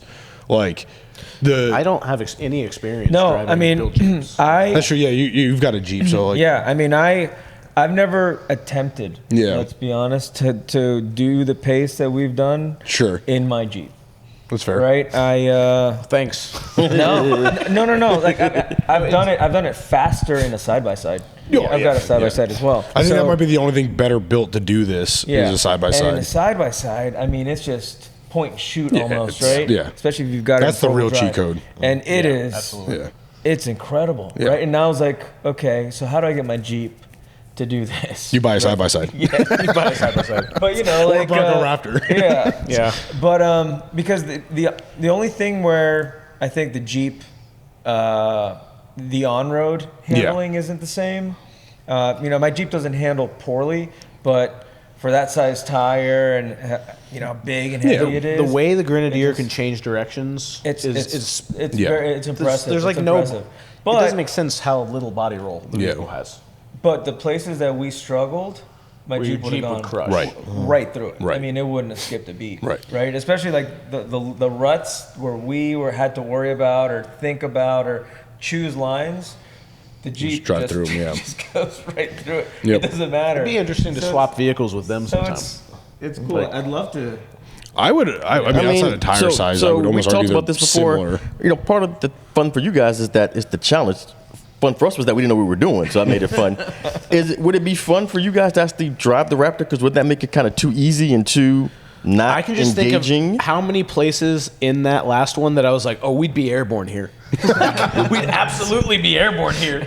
Sideways, Oh, like no. 3 feet off the ground. It would be fucking awesome. Like, because that thing, like, it really likes to be in the air. Like, it's very easy at jumping. You don't even know what mechanical sympathy is, do you? They don't have souls. Like, you know? But no, I do enjoy the challenge, right? I do enjoy hey, this thing wasn't built for this, and we're not going at it from just like a, throw it in there and see what happens. We're actually trying to, Right. be smart about it. We're not trying to destroy the vehicle. Yeah. Like, some people may think we are trying. Yeah, no, let's to be destroy honest. the We vehicle. care. Like Yeah. we want to finish. Yeah. We don't want to damage it. Yeah. Like Right. I felt so bad.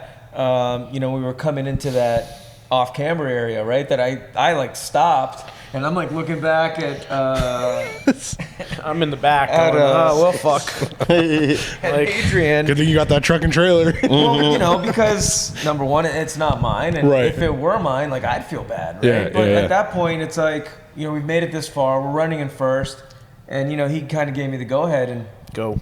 and we went. And there was nothing at that point. It was just the design of it, right? Yeah. If it was 2 inches shorter, we would have never hit anything. Or 2 inches wider. Yeah, or 2 inches wider, yeah. One of the things that I thought would be a big hang up for them was actually a huge advantage because I bet you that can go to like 40 degrees before that roof is even anywhere near the same edge as the tire. Like to where we're square up and that. Yeah. I mean, and I looked at the video because it's lots of people got that recorded and like your line was fucking perfect. We don't have the tire to climb higher. Yep. And if we did climb higher, we would have leaned even more. Yeah. So I think we got through that area as clean as we possibly could. Yep. I really wish we had a camera on the Grenadier filming everybody because like everybody's jaw was just like, people walk like, what there was at the least fuck? Yeah. Like, 5-10 people there. yeah, like, it was like they were literally like lined up like this is where we're gonna fuck everything up and yeah. like there was like 10 rigs that smashed their roof there like Yeah. Some guy tore off his rooftop tent. would Yeah. you do, on a side note, why would you do this with a rooftop tent? I don't know. Like, Hey. I also that's why I'm anti rooftop tent because like when that happens, what are you gonna do? Like if that's where you're supposed to sleep that night, you're fucked. The amount of times I've had to leave a Jeep on a trail to go get parts. Like what am I supposed to do? Just sit here and it's dumb. I don't understand it. that's a terrible idea. No, we'll figure out what to do with that. I mean, it's cosmetic. It's nothing No, crazy. Well, there's some mechanical stuff, but we're getting that fixed. I think overall, for the pace we're doing for the last two, Yeah. the fact that the vehicle still drives Yeah. is pretty wild to me. I'm amazed that you were able to steer it with how bent that steering stabilizer is. Shout out to King. Thank you, King. That's You guys need to make it a little bit stronger. it's not even a straight. Yeah, it just needs to be It's the relocated lowest- to the top half. But yeah, Or skidded. I mean, Can we relocate it to the top? Is there room? we just yes, there's room. We would just have to let's do make a that. bracket. Yeah, Let's do that. Yeah, Like, that Yeah, sounds like- we will. yeah, it That's easy shouldn't enough be to the do. lowest hanging. And we have Part. we have billet or what is it? Cast cast iron iron, covers coming like big, heavy duty fucking diff covers. Yeah, who makes them agile Agile. Oh, Yeah. cool. So we have those coming. They'll Yep. be orange, keeping with the theme. Tom, what kind of cool stuff do I get?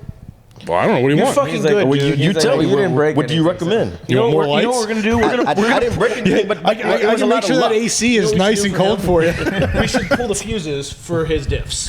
Like, yeah, you can just not have diffs. You don't need. I would recommend skid plates. If you're gonna Yeah, be skid- doing, yep. if you're gonna be doing harder, I would even more even technical- argue if Can we change the tires out. Can we get some bigger fuel tanks? Yeah, we're I don't know. We'll have to get creative with that, but Specifically for that.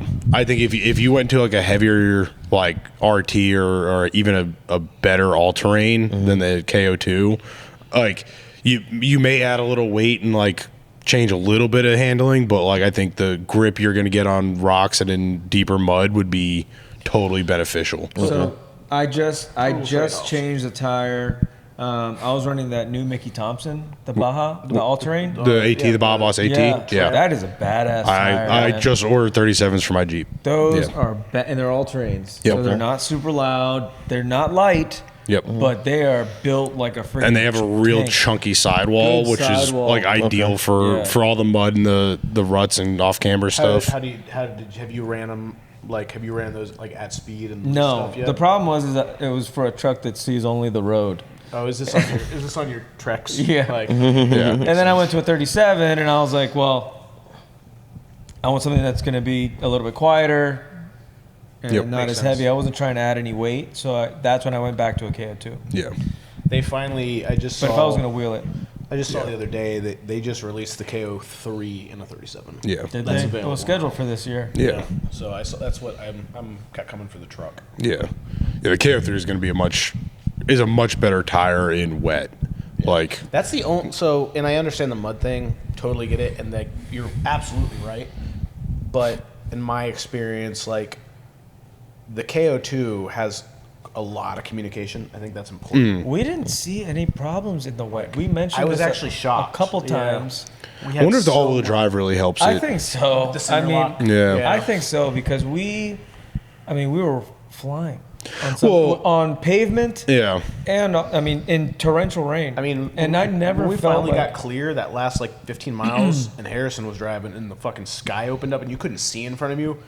I mean, we're doing like 45, 50 miles an hour on twisties, Yeah. on concrete, and in my head, like I've had 37-inch KO2s on 2 Broncos. And I'm like, I would be in a ditch. Right. Like, there's no way I could go around this corner like. yeah, on this it was tire, it was right? impressive. You know, I think And I mean, I think that is a Yeah. testament to the car. Yeah. Yeah. I've had KO2s on multiple different vehicles, and they all, like, every pickup I've ever had them on, it's the same thing. I mean, it's a pickup truck, so it's light in the rear end to begin with, but like I've got Falcons on my truck now, and totally see that. and it doesn't step out like it did when it had KO2s on Yeah. it. And I had Mickeys in between that, and like the Mickeys would go if it was like fresh rain and I got into it, but on the truck, if they hadn't released the KO3 and a 37, I was Yeah. going to go to a different brand because I'm going to tow with it. Right. I'm not. Yeah. I don't want to deal with the other, was that yesterday? Like we had torrential rains out where I'm at, and like I'm in four-wheel drive. I've got a big long hill, like, and like where there may or may not be a speed limit. There's a Mustang GT behind me out of this turn. I just mash it. Yeah. Just pull, like, and I saw him get on it because his rear went out, and I was like, oh, he's gonna end up in a ditch. Awesome. But like 90 miles an hour Yeah. in a giant truck and no hydroplaning issues, nothing. Yeah. It was solid. So Yeah, maybe I mean- we should. Would you think that tire, that Baja? Do you think that would be a good for the? I mean, I guess it depends on what we're gonna do. Right? Yeah. Yeah. For- I don't think the Grenadier without significant modifications. I don't think we should run it in Kentucky. Jeep 352, 392. What is it? What's the V8 Jeep? 392, yeah. Yeah, if you get one of those, No. why not? You want a V8? No, I don't want to be at that. Jonathan wants a Let's Jeep. just get It's a it's Bronco winner. Raptor with a tune on it. Yeah. Yeah. Like that's it. Yeah. That's the way to go. Yeah. The brakes on your Bronco Raptor I are would from be- the full size Raptor. Like it's. I would be curious to see, because I know like the Raptor is going to do way better than the Grenadier and rocks. Yeah, that's a way given. I will be curious to see how it survives the rocks more so than how it handles it, like at pace. That makes sense. Yeah. because I think that's going to be the limiting factor on the Bronco Well, it's just- Raptor. Especially for them because they don't have a lot of experience with moving rocks. Yeah. So, you're probably going to be putting more wear and tear through the vehicle than You people get- who are really experienced in rocks would be. And you just got to be a little more aware of where your tires are in rocks than, it's not. See if we can find him some like Kevlar armored tires. Goodyear Duratrax if Yeah. you want to just listen to them for the next 40,000 miles. Are they that bad? Oh, they're awful. Yeah. Yeah. They grip like nothing else though. They're just incredibly heavy and incredibly loud. Yeah. And they're like they stay $600. People keep saying that. People are like, I don't seem to, and maybe I don't have enough experience. I was talking to Adrian about this. My car is loud, thanks to Adrian. No, it's And it's a different noise. It's The car sounds good. next time I have a bad one in the shop, I'll give you a call and I'll you come by and we'll go for a drive and like you just set onto the highway and you're for hours. It's awful. Okay. I will say that green Bronco Raptor we painted. I drove it up in Maryland, dropped it off the other day because it didn't really fit on a trailer. But we gutted all the factory gaskets for the roof and replaced them. Thank God, some acoustical engineer that happened to buy a Raptor was pissed at how loud it was.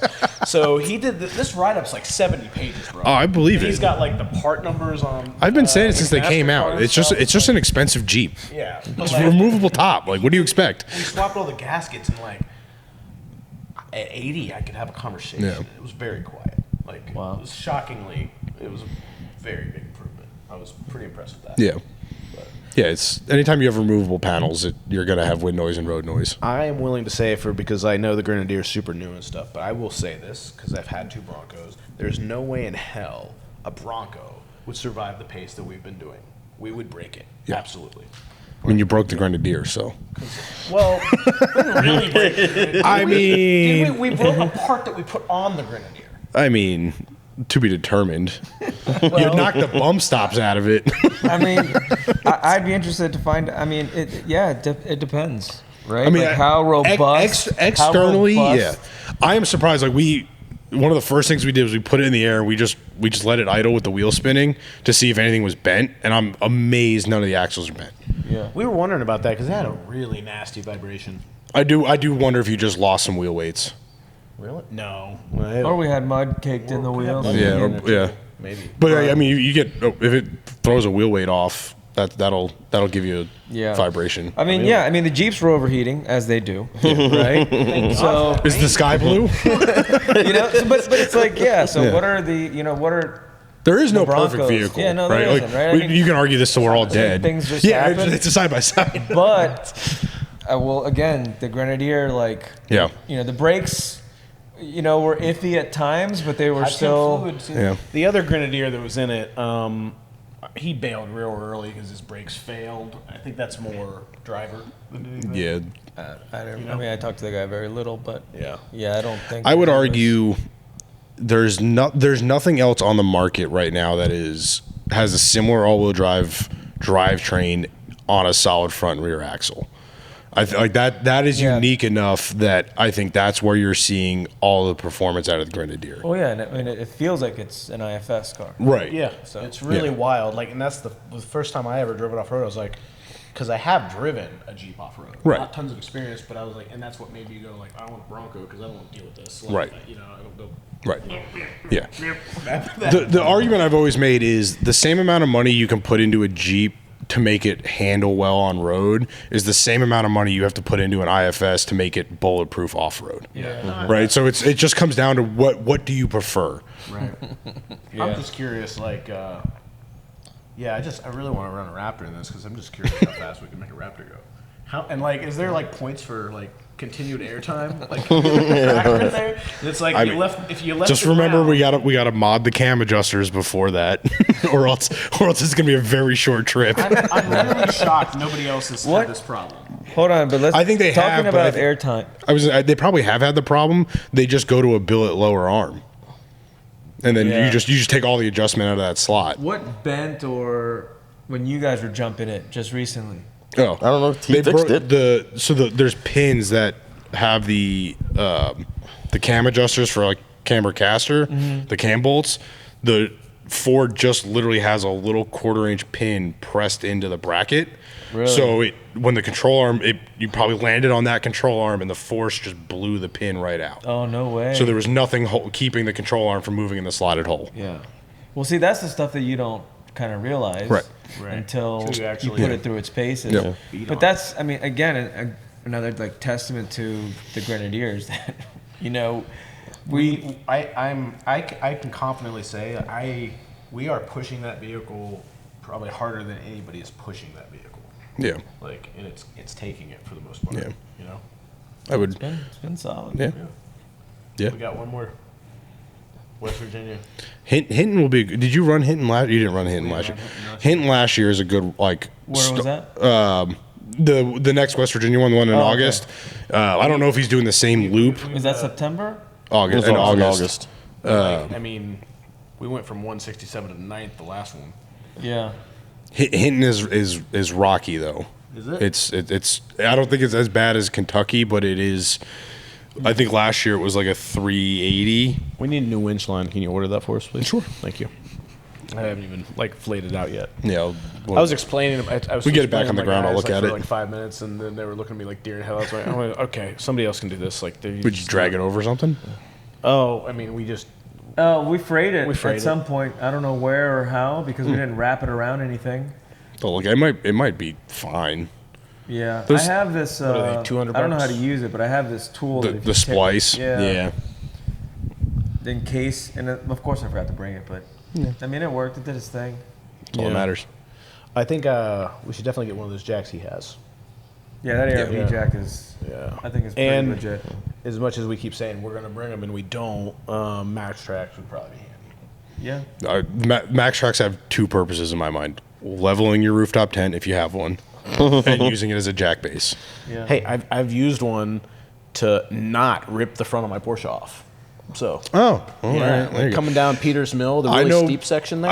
I know more people have used them in non-off-road applications than in off-road applications. I had a buddy who used them, like his girlfriend drove her Camry off the side of his driveway, and he used that as a ramp for to get back up on the driveway. Why not? Right? If you got them, use them. Yes. Yeah, that's about it. Are you guys going to be running in? We're gonna do West Kentucky. Virginia? We're not. I can't do Hinton because we have two other events we're doing in August, so I can't squeeze a third in. We have like a crawl. We're Rockstar and Mickey Thompson do a series called the Great American Crawl. So our buddy is on the Rockstar Energy team that runs like all the Southeast events. So Good Evening Ranch in West Virginia is beginning of August. And then Great Smoky Mountain Jeep Invasion is the week before. So there's no way I'm like going to be gone for that and then straight into I went to that last year. Yeah. It was freaking nuts. I've never seen that Yeah. many Jeeps in one place in my entire life. Yeah, it's Like in a good way? 75. It was like 70-some thousand Jeeps. Yeah. What? Where's this? Oh yeah. Like Pigeon Forge, cockroaches. Oh, okay. Tennessee. Okay. That's wild. Nice. Yeah. 70,000? Yeah. Imagine, the population imagine, of my hometown is Yeah. 40,000. Imagine like, is it 3 lanes or 4 lanes, that main road? I honestly I have not been down to it Oh, yet. you haven't? No. So imagine like a 3 or 4 lane highway. Yeah. Right? But it's got lights. But that's like kind of the main strip. Stopped, bumper to bumper, and for miles, I'm not kidding you, miles, on the side of the road is all lawn chairs with Yeah. people giving out ducks. I'm not kidding you. It's awful. They've got their cooler, they've got their ducks. the worst. It's And the worst you'll thing see ever. from Mild to Wild Jeeps that Yeah. you're like, most of the time you're like, why? Every once in a while you're like, I like it that's when you guys different. use the badge of honor pins to make like a whole listen, I'm talking about like mural. I'm talking about like pool floaties on top Yeah. of Jeeps. Why? Lights, music, and I'm this not is- sure when it's got to die soon. This is it has to be 4 lanes yeah. on both sides. Yeah. It takes you at least 1 hour to travel maybe a mile, half a mile. It's insanity. I have a buddy who's like they're in a group and they all have like 2 buggies, so they spend the week at Windrock. Nice. Because nobody's at Windrock, so they get Yeah. a cabin at Windrock, and then they go into Pigeon Forge at night for all the parties and go to the bars and like because it's just taken over, nobody cares. So like they drive their 2 buggies like downtown on the highway and everything. So we're probably going to join them for that. wild. And then we're supposed to be going. The company Jeepcables that they sponsored the podcast for a couple months. They've done a lot of stuff with us. They're gonna have a booth. So like, we're not sure. We've had conversations with them as like if you wanted to use our Jeeps. Have you told them like how much cooler your Jeep's gonna look? I mean, yeah, it's gonna not yet. It's gonna but look way cooler. Yeah, I can only hope. You wrapping it? Eventually. What color? Surprise? It's not really a surprise. No, Shirt. Nah, it's darker than that. No, I'm trying to do the like the old original Sahara color scheme that came on the TJs. I think they call it like forest metallic green with the spice hardtop. Nice. Because the JK's never had spice hardtop, so I figured stand out a little bit, fit some of the branding for the shop. You guys are speaking a whole different language right now. I have no idea what. Tan, it's spice. Oh. It's tan, it's the color. Okay, it's called tan then. You're the worst at that. Every color has some exotic name. Oh, this is the Mr. 991.3-4. Well, it actually only. I am a product. the only one of 3. Okay. Good thing Dick hasn't went down that rabbit hole stuff with silliness. Yeah, that's a separate podcast. So, Dick, are you like you're in it the off-road stuff now? Like, I'm in it softcore because I have a softcore easy vehicle. No. you have a cheat. This was Listen, no. if you- I think that You did one of these events, you are well beyond soft roading at this point. Yep. I think you've had a great introduction and a lot more to come. Yeah. Absolutely. You can. I'm willing to bet that you are more hardcore than any vehicle out there with rough country parts on it. So, I don't know. I had a '98 Grand Cherokee that had rough country parts on it, and I broke that thing to the point where I sent the front drive shaft through the transfer case. wow, that's impressive. Yeah. Like it was like straight up pogo stick. Yeah, it was bad. It was really bad. Try jumping it? No, I was just rock crawling it. I broke the both upper control arms broke off the axle. The axle rolled forward. Drive shaft broke and then caught a rock. In preparation for Kentucky, we should do a POTS trip. Yeah, you should definitely get some rock driving in. Yeah, a POTS or we can hit Roush. Yeah, Roush or AOA and just do the reds and blacks. Yeah, Like- I think it would be great practice. Okay. I have. I know you can do reds because I've done that in 37s. We haven't put a date on it, but we've talked about doing it. We got the GPX file for the Ultra 4 race that was at Roush back in. Was it March? Earlier this year. Yeah. March. Was it March? March, April? I forget. Anyway, but we have the GPX file for what they did as the race. Okay.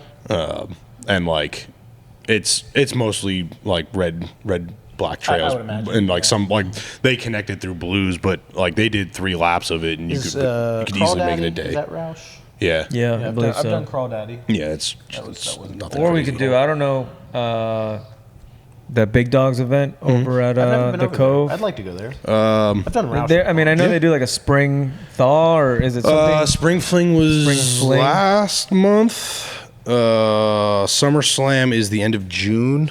So that'd be something to consider too, because that's like an hour away. Hour Yeah, and a it's half. just outside of Winchester. Yeah. Yeah, I'd like to not drive 3 hours to go Yeah. wheeling. Like that's nice. Yeah. You just tow. That's Yeah. the best thing about having that. You know?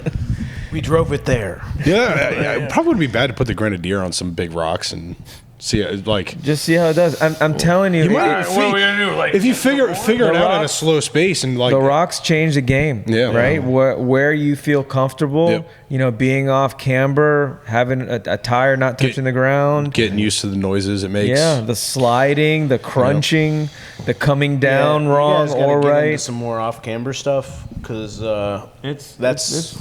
It's yeah. interesting. Yeah. It's fun though. It's fun though because like could've do at you don't least the you icon go stuff through an versus obstacle and you feel very accomplished, Mm-hmm. right? And you learn the more you do it. Okay. Yeah, So- believe that. That felt like You'd I enjoy it. tires up. Yeah. I believe it.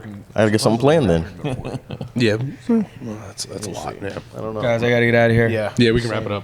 I think. So- Yeah, we'll check back in when we have some updates. I guess. Yeah, this Yeah. was fun. Yeah. I Yeah. like doing this. Yeah, it's a good time. This is good. We'll do more. We'll Cool. You guys keep breaking shit, and we've got plenty to talk about. I can bring some tequila next time. Oh, oh, Yeah, I'd love to. oh God. I just got a nice Cristalino. Yeah. Yeah, I've been into those lately. Have you You guys- with those? I've had it once, It's really nice. but Filtered. You have to come out. We're doing June 21st, Devil's Due Distillery in West Virginia. Okay. We're doing like a whole big event. We're trying to get like 400 people, and they're going to private label a bottle of bourbon oh, that's under awesome. Dirt That's Nerds for pretty us. cool. That's So- really cool. So yeah, Shoot us some bring details. bring the Grenadier out, bring the Jeep out. Yeah. Should be a good time. No, But- awesome. But dude, thanks for having us. Yeah, of course. Yeah, Thanks no, for Always a good time. Thanks for hosting again. And I don't know. Maybe we'll do a pregame for the 1,000. Till the next time. Yeah. So, have they? So- I mean, have they announced it They're gonna do. Yeah, oh yeah, it's official. It's got Oh, a date really? and everything. Yeah. Yeah. this year or next year? Next year, 26. Okay, all right. So start planning. Yeah, I will. Tanks. See ya. Yep.